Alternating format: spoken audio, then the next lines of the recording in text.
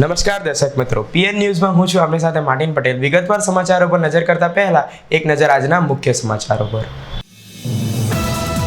ધરમપુર અને ઉમરગામ ખાતે જાહેર સભા યોજી કેન્દ્રીય મંત્રી સ્મૃતિ ઈરાનીએ કોંગ્રેસ આપ પર કરી ફટકાબાજી। ઉમરગામમાં ભાજપ વર્સિસ કોંગ્રેસના બદલે રમણલાલ પાટકર વર્સિસ રાકેશ રાયનો જંગ જામ્યો। દમણ પોલીસે રાત્રિના સમયે નિર્દોષ ગૌધન પર તેજાબ ફેંકવાનું અધમ કૃત્ય કરનાર એક આરોપીની કરી ધરપકડ। વાપીમાં સંવિધાન દિવસ નિમિત્તે સંવિધાન ગૌરવ સમિતિ દ્વારા સંવિધાન ત્રિરંગા રેલી યોજી। હવે સમાચારો વિગતવારથી। ધરમપુરમાં ભાજપની સ્ટાર પ્રચારક કેન્દ્રીય મંત્રી સ્મૃતિ ઈરાનીએ જાહેર સભામાં કોંગ્રેસ અને આપ પાર્ટી પર કર્યા આકરા પ્રહારો। વિધાનસભાની ચૂંટણી અંતિમ તબક્કામાં છે, ત્યારે વલસાડ જિલ્લાના પ્રવાસે ભાજપની સ્ટાર પ્રચારક અને કેન્દ્રીય મંત્રી સ્મૃતિ ઈરાની વલસાડ જિલ્લાની ધરમપુર વિધાનસભા બેઠક ઉપર ભાજપના ઉમેદવારનો પ્રચાર કર્યો હતો અને વલસાડના ખજુરી ખાતે જાહેર સભા ગજવી હતી। જાહેર સભામાં સ્મૃતિ ઈરાનીએ કોંગ્રેસ અને આમ આદમી પાર્ટી ઉપર આકરા પ્રહારો કર્યા હતા। સ્મૃતિ ઈરાનીએ સેમીફાઇનલની વાત કરતા જણાવ્યું હતું કે સામેની ટીમ પાસે કેપ્ટન જ નથી, કેપ્ટન વગર ફરે છે બંને ટીમો। સાથે જણાવ્યું હતું કે અમારી ટીમમાં તો સચિન તેંડુલકર છે। સાથે જ રાહુલ ગાંધીની ભારત જોડો યાત્રા ઉપર પણ અનેક સવાલો ઉઠાવતા કહ્યું હતું કે એમની માતાની સત્તા હતી ત્યારે એમને લાલ ચોક પર તિરંગો લહેરાવવાનો ડર લાગતો હતો, પરંતુ હવે નરેન્દ્રભાઈ મોદીની સત્તા છે એટલે तिरंगो लहरावा जा रही है। एक टीम ऐसी जो 2019 के लोकसभा के चुनाव के बाद अपनी पार्टी का राष्ट्रीय अध्यक्ष किसको और कब बनाना ये 3 साल तक तय नहीं कर पाए। दूसरी टीम ऐसी जिन्होंने अपने टीम के कप्तान को 2019 के लोकसभा के चुनाव में बनारस भेजा था, टक्कर मोदी से 1-to-1 ली थी, वहां पर खुद चुनाव मोदी के सामने हार गए थे, लेकिन हर विधानसभा के चुनाव में कहते हैं हूं मुट्टो छू मोदी मारो पड़तो ना। इसलिए हेमंत भाई प्रश्न ये उठता है, आप कहते हैं सेमीफाइनल है फाइनल है, मैं कहती हूँ टीम कौन है सामने। इन दो राजनीतिक पक्षों ने, चाहे आम आदमी पार्टी हो या कांग्रेस पार्टी, इस देश के सामने किस चरित्र को प्रस्तुत किया है।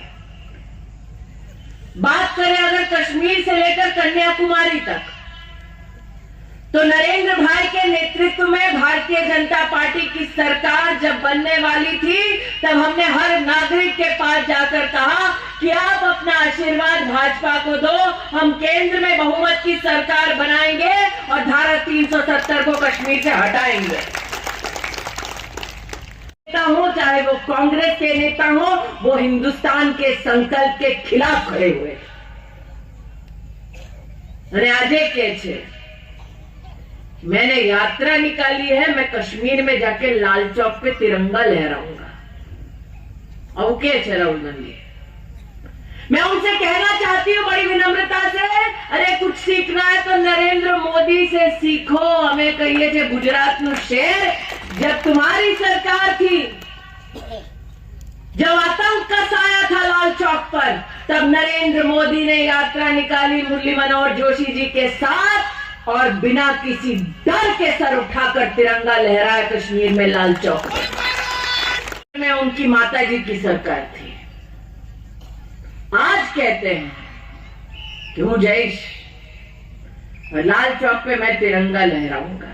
अरे मोदी है इसलिए राहुल गांधी को भी हिम्मत अब मिली है लाल चौक पर जाके तिरंगा लहराने की। अमारे 178 धरमपुर मत विस्तार में अमरा भारतीय जनता पार्टी संगठन अमरी चूंटायेली પાંખ पेज कमिटी ए दरेक बूथ में जईने पोतानो बूथ जीतवा माटे प्रचार करी रह्युं छे। अने आजे अमरा केंद्रीय मंत्री स्मृति ईरानी जी आवीने खजूडी गामे आजे भव्य मेदनी साथे लोको भारे उत्साह में आव्या अने स्मृतिजीने आ वक्तव्यथी आ अमरी जे भारतीय जनता पार्टी ने नवुं जोम आव्युं એવું લાગે છે। અમને દરેક ગામમાં જઈએ, દરેક ગામ પોતપોતાના બૂથ જીતવા માટે કટિબદ્ધ થયા છે અને ભારી બહુમતીથી વિજય આપવા માટે દરેકે સંકલ્પ કર્યો છે. નરેન્દ્રભાઈના વિકાસ માટે લોકો આજે ખૂબ સંતોષ છે અને આવનારા દિવસોમાં પણ નરેન્દ્રભાઈ મોદી સાહેબમાં સંપૂર્ણ વિશ્વાસ મૂક્યો છે. કે બંને પાર્ટીઓ એના કેપ્ટન કોણ એ રીતે એમને આડે હાથે લીધા અને આજે જે ફાઇનલ અને સેમિફાઇનલની વાત કરી પણ સામે કઈ ટીમ છે એ પણ એમણે કીધું અને આડકતરી ભાષામાં આજે ભારતીય જનતા પાર્ટીમાં અમારા નરેન્દ્રભાઈ મોદી સાહેબ અમારા તેંડુલકર છે અને અમારી ટીમના કેપ્ટન જ અમને જીતાડે એ જાતનો અણસાર આપ્યો છે. સરીગામમાં કેન્દ્રીય મંત્રી સ્મૃતિ ઈરાનીએ ભાજપના ઉમેદવાર પાટકરને જીત અપાવવા કોંગ્રેસ અને આપ પર કરી ફટકાબાજી.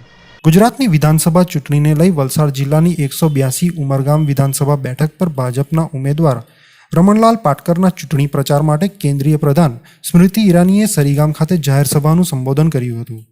પોતાના જનસંબોધનમાં સ્મૃતિ ઈરાનીએ કોંગ્રેસ અને આપ પાર્ટી પર આકરા પ્રહારો કર્યા હતા. ઈરાનીએ રાહુલ ગાંધી પર પ્રહાર કરતા જણાવ્યું હતું કે ભારત તોડવાવાળા ભારત જોડવા નીકળ્યા છે. વધુમાં તેમણે રાહુલ ગાંધી અને આપ પાર્ટીના કેજરીવાલ પર સવાલ કર્યા હતા કે આ ચૂંટણીમાં ગુજરાતીઓ જ કોંગ્રેસ અને આમ આદમી પાર્ટીની વિરુદ્ધમાં ચૂંટણી લડી રહ્યા છે. કોંગ્રેસ પાર્ટીના કાર્યકર્તા આજે પોતાની યાત્રામાં પાકિસ્તાન જિંદાબાદના નારા લગાવે છે. એવી પાર્ટીને કોઈ સમર્થન આપે નહીં જેના ગૌ હત્યારાઓ ઉપર આશીર્વાદ છે. ડેવિડ હેડલીના પરિવારને સમર્થન કરવાવાળાને યાત્રામાં જોડે તો રાહુલ ગાંધીએ જવાબ આપવો પડે. કેજરીવાલે હજુ સુધી કેમ એ વ્યક્તિનું ખંડન કર્યું નથી જે એક બળાત્કારીથી સેવા લઈ રહ્યો છે? કેમ તેમણે નરેન્દ્ર મોદીજીની માતા ઉપર અપમાનજનક શબ્દો કહ્યા છે તેનું ખંડન નથી કર્યું? તેમની ખ્યાતિ વધી રહી છે પરંતુ સુરતમાં તેમના કાર્યાલય પર તાળા લાગ્યા છે.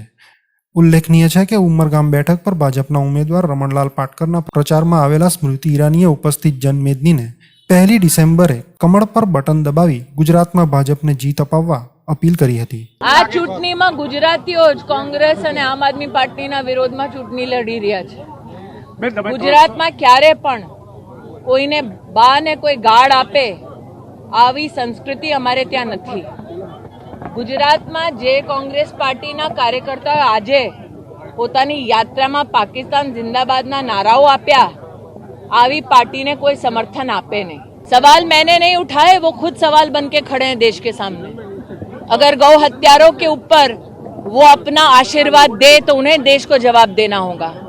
अगर डेविड हेडली का समर्थन करने वाले परिवार को वो यात्रा में जोड़े तो राहुल गांधी को जवाब देना होगा. अगर उनकी यात्रा में वो लोग हिस्सा बनते हैं जो भारत की पुण्य भूमि को गंदी धरती कहते हैं तो राहुल गांधी को जवाब देना होगा कि उन्होंने खंडन क्यों नहीं किया. अगर उनकी यात्रा में कुछ ऐसे लोग उपस्थित हैं जो भारत के टुकड़े होने का नारा देते हैं और उनकी पार्टी का अभिन्न अंग बनते हैं, जिनको वो स्टार प्रचारक बनाते हैं, तो जवाब गांधी खानदान को देना होगा. गुजरात को आहत करने के लिए गांधी खानदान ने कोई कसर नहीं छोड़ी. जिन लोगों ने नर्मदा के पानी से वर्षों तक गुजरात के गरीब परिवारों को, गांवों को वंचित रखा, राहुल गांधी ने उनका समर्थन लिया. राहुल गांधी ने स्वयं गुजरात में क्यों इंडस्ट्रीज और इन्वेस्टमेंट आ रही है उसका खंडन किया. तो गुजरातियों से इतना बैर क्यों? नरेंद्र मोदी ने बार बार कहा कि आप मुझसे बैर रखते हैं लेकिन गुजरात से और हिंदुस्तान से बैर ना रखें. लेकिन फिर भी राहुल गांधी क्योंकि अपनी इन आदतों से बाज नहीं आ रहे, इसका मुंह तोड़ जवाब अब गुजरात की जनता पुनः उन्हें देगी. क्यों केजरीवाल जी ने अभी तक उस व्यक्ति का खंडन नहीं किया जो जेल में एक बलात्कारी से सेवा ले रहा है? क्यों केजरीवाल जी ने अभी तक उन वाक्यों का खंडन नहीं किया जिसमें नरेंद्र भाई की माता जी के लिए अपमानजनक शब्दों का इस्तेमाल किया गया? क्यों केजरीवाल बार बार इस बात के लिए आतुर हैं कि जनता को बताएं कि उनकी ख्याति बढ़ रही है गुजरात में, लेकिन सूरत में उनके कार्यालय पे ताला लगा है, उसके लिए उनके मुंह पर क्यों ताला लगा है ये अभी तक मेरी समझ में नहीं आया. ઉમરગામમાં ભાજપ વર્સિસ કોંગ્રેસને બદલે રમણભાઈ પાટકર વર્સિસ રાકેશ રાયનો જંગ જામ્યો.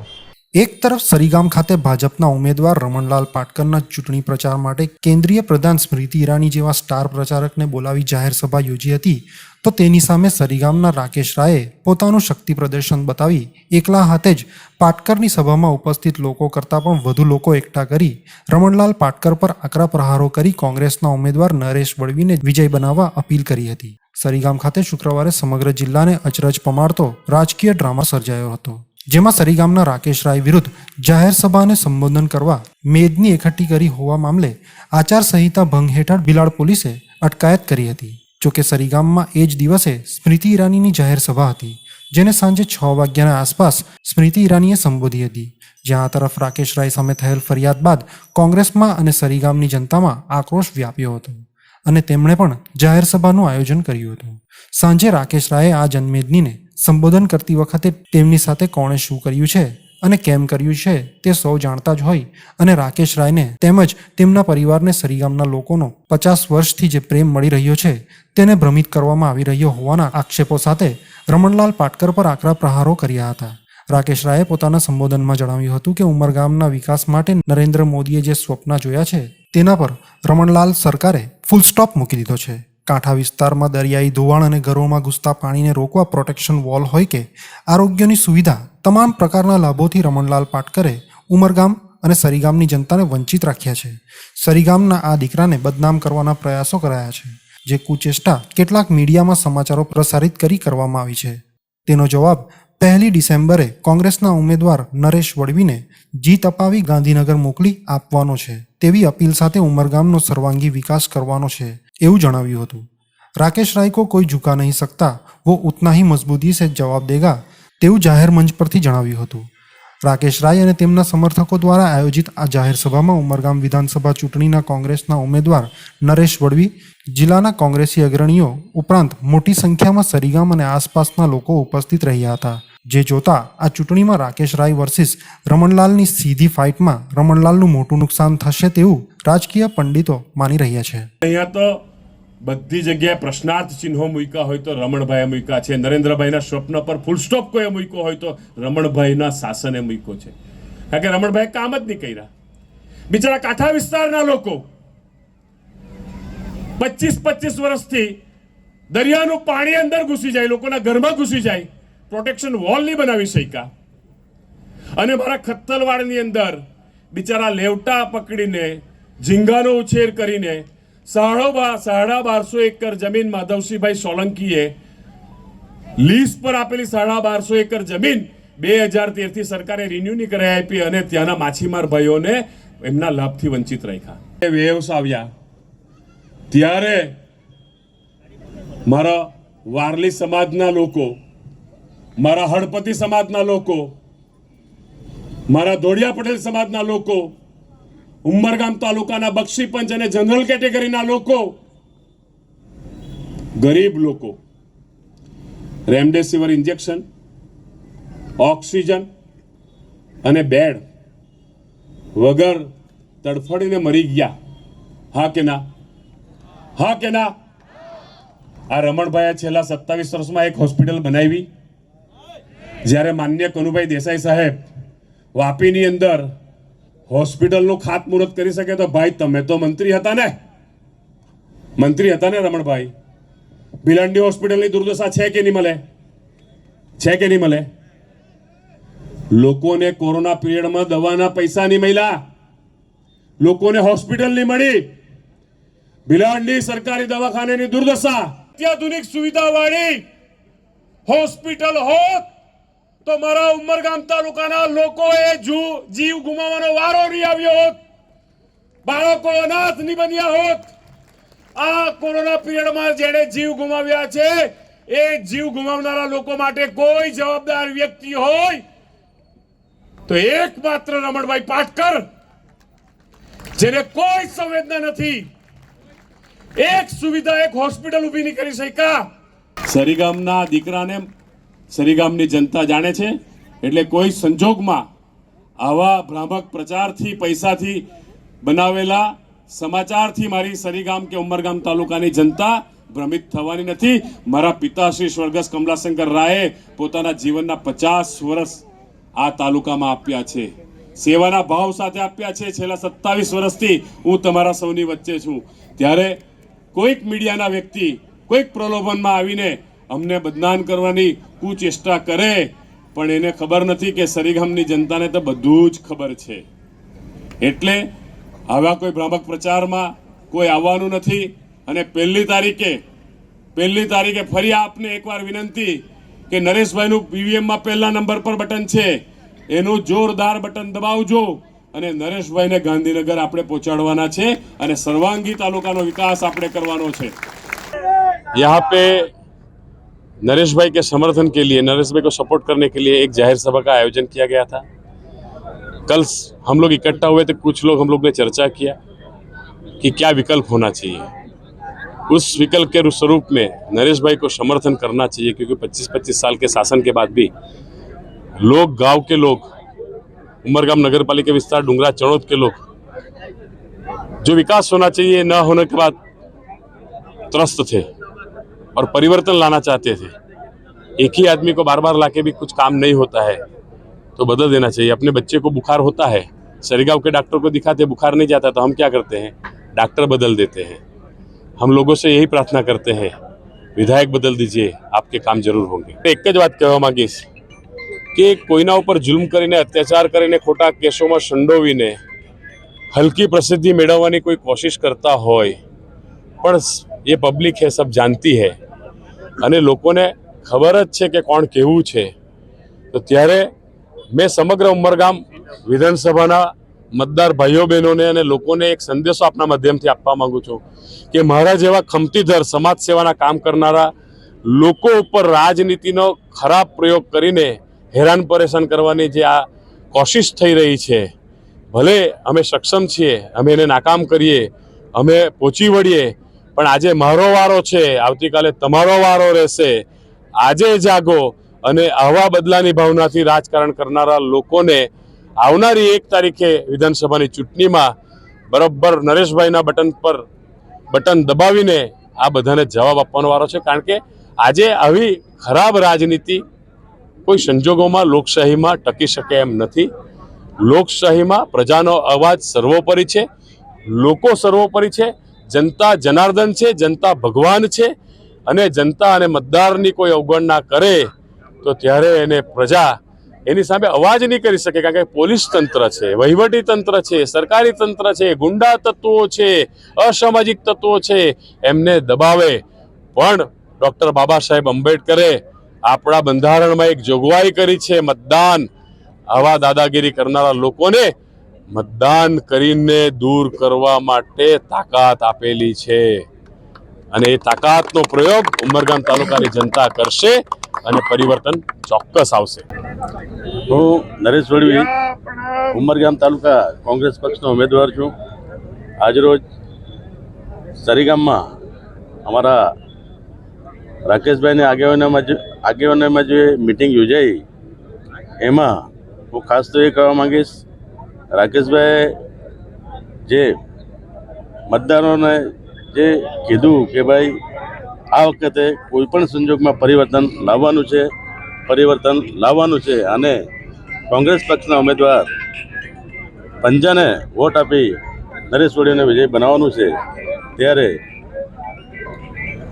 એમની આગેવાનીમાં જે સરીગામના જ નહીં પણ આખા ઉમરગામના જે આગેવાનો છે એ સ્વયંભૂ રાકેશભાઈને જે ગઈકાલનો વિડીયો હતો એના અનુસંધાને પોલીસ પકડી ગઈ, હું પણ સાથે જ હતો।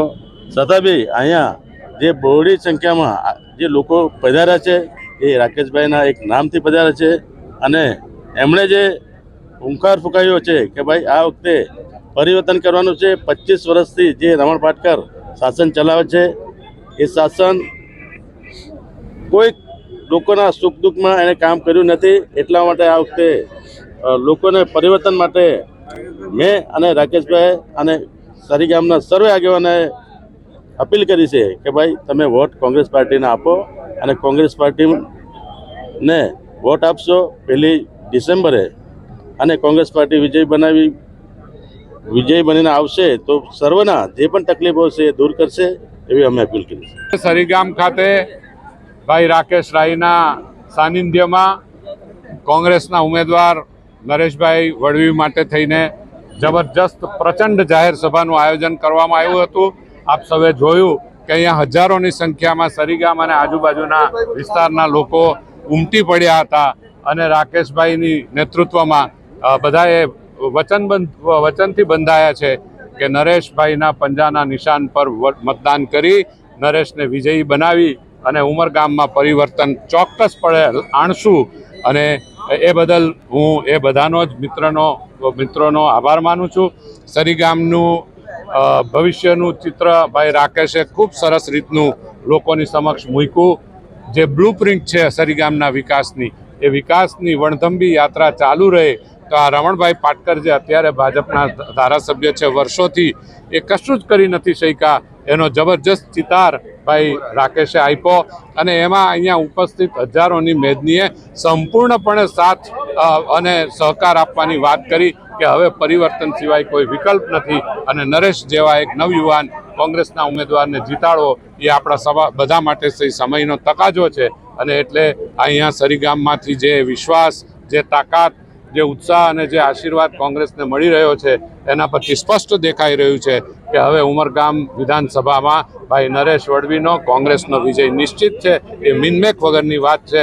હું અહીંના યુવાનોએ જે ઉત્સાહ બતાવ્યો છે એ ઉત્સાહ ખરેખર આખા જિલ્લામાં બધાને પ્રેરણારૂપ ઉત્સાહ બતાવ્યો છે.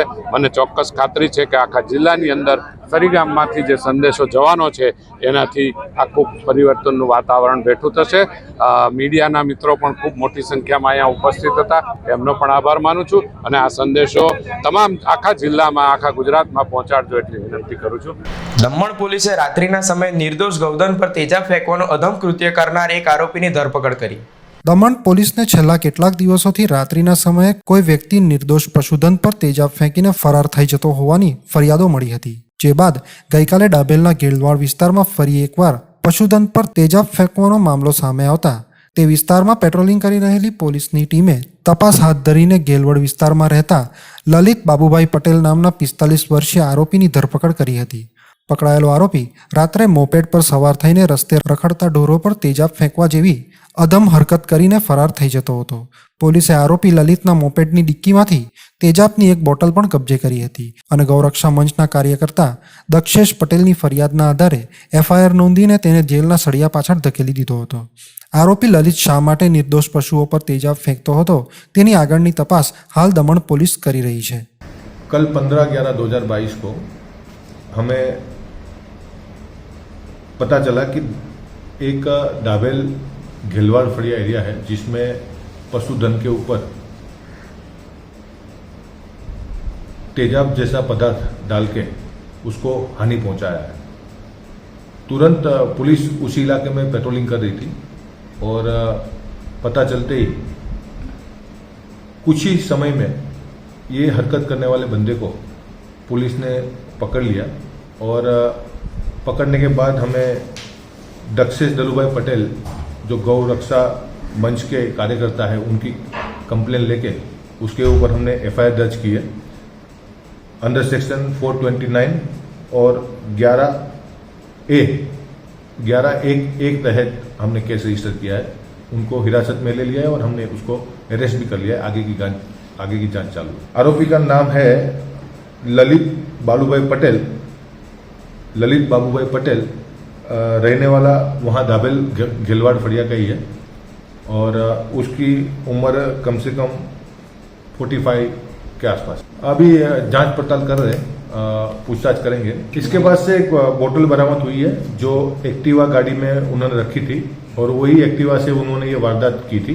वो एक्टिवा भी हमने बरामद की है. हमें पता चला है कि इसके कुछ दिन पहले भी उन्होंने ऐसी हरकतें की है तो उसकी भी हम पूछताछ करेंगे. વાપીમાં સંવિધાન દિવસ નિમિત્તે સંવિધાન ગૌરવ સમિતિ દ્વારા સંવિધાન તિરંગા રેલી યોજવામાં આવી. 26 નવેમ્બરે દેશમાં સંવિધાન દિવસની ઉજવણી કરવામાં આવે છે, જે અંતર્ગત વાપીમાં સંવિધાન ગૌરવ સમિતિ દ્વારા અન્ય સામાજિક સંગઠનો દ્વારા ત્રિરત્ન સર્કલ ચણોદથી છીરી નવીનગરી ક્રિકેટ મેદાન સુધીની ભવ્ય સંવિધાન તિરંગા રેલીનું આયોજન કરવામાં આવ્યું હતું, જેમાં ડોક્ટર બાબા સાહેબ આંબેડકરના પૌત્ર ભીમરાવ યશવંતરાવ આંબેડકર સહિતના મહાનુભાવો ઉપસ્થિત રહ્યા હતા. આ રેલી ત્રિરત્ન સર્કલ ચણોદ વાપીથી નીકળી હતી, જેમાં મોટી સંખ્યામાં ભાઈઓ બહેનો તિરંગો અને અન્ય સમાજના સંસ્થાના ઝંડા લઈને ત્રિરંગા મોટરસાયકલ રેલીમાં જોડાયા હતા. બાઇક, કાર અને અન્ય વાહનો સાથેની આ રેલીનું ચણોદથી પ્રસ્થાન થયા બાદ ભડકમોરા 4 રસ્તા થઈ ઇમરાનનગરથી કોપરલી 4 રસ્તા ગાંધી સર્કલથી વૈશાલી સર્કલ ગુંજન ચોક થઈ છીરીમાં નવીનગરી ક્રિકેટ મેદાન ખાતે સમાપન થયું હતું.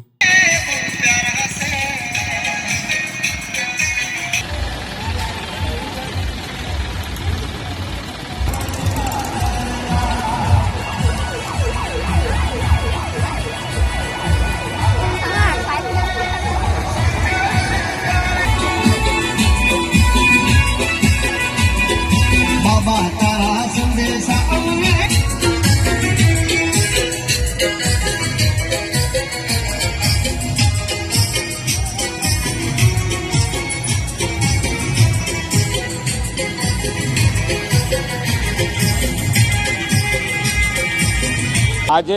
જે આપણે સંવિધાન જનજાગૃતિ રેલીનું જે આયોજન છે કે આજના દિવસે ડૉક્ટર બાબા સાહેબ આંબેડકરે ભારત દેશનો સર્વશ્રેષ્ઠ સંવિધાન બનાવી અને કે 2 વર્ષ 11 મહિના 17 દિવસમાં પૂરા કરીને ભારત દેશના પ્રથમ રાષ્ટ્રપતિ રાજેન્દ્ર પ્રસાદ, પંડિત જવાહરલાલ નહેરુ, સરદાર વલ્લભભાઈ પટેલના હાથોમાં આપીને દેશને સ્થાપિત કર્યો હતો.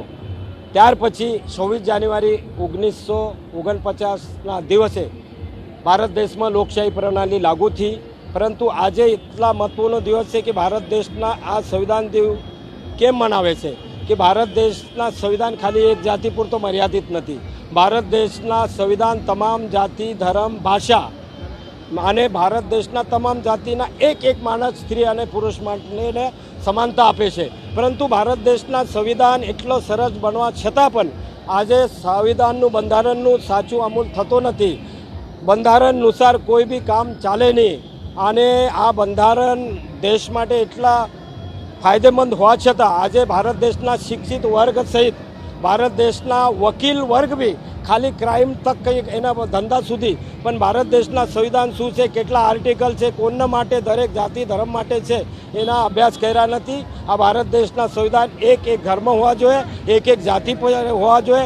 આ સંવિધાન આ સ્ટડી કરે, એને વાંચન કરે, સમજી લે તો દેશનું, ઘરનું, સમાજનું, દેશનું વિકાસ થશે.